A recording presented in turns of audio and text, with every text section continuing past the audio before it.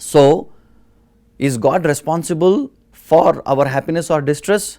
So, let us explore whether He is or not. So, this material world is a prakriti, what I say. The question comes, where has this soul? As I said, there is Ishvara, who is a creator. So, he lives in the spiritual world, and all of us are jivas. So, the question comes, where has the soul come from? And where has the soul come to? So, what is the to and from address of the soul? We discussed long back about the soul never dies. Nainam chindanti shastrani, nainam dahati pavakaha, nachainam kledayantyaapo, na shochayati marutaha. You cannot kill the soul will not die in any way, it cannot be dead, because soul is eternal, shashwata.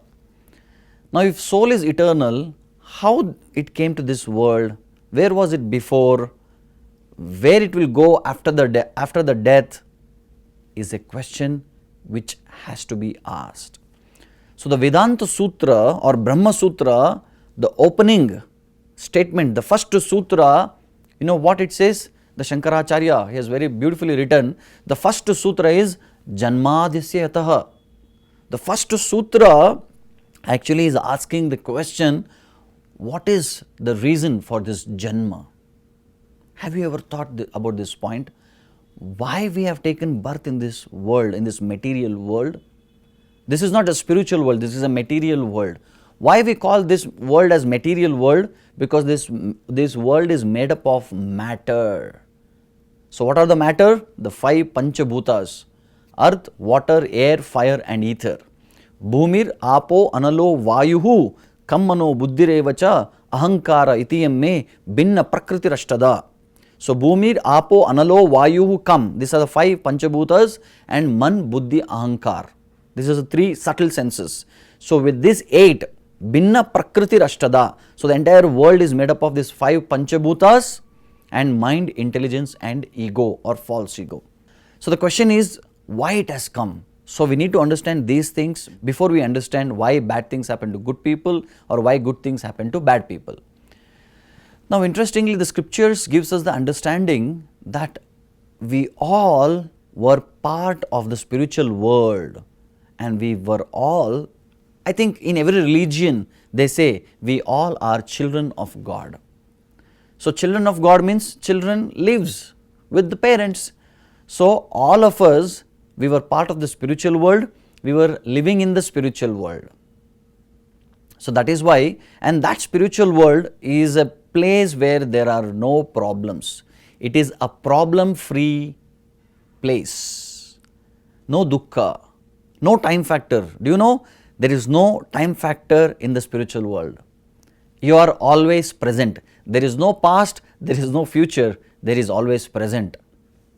It becomes a little difficult to fathom or understand, but this is the reality.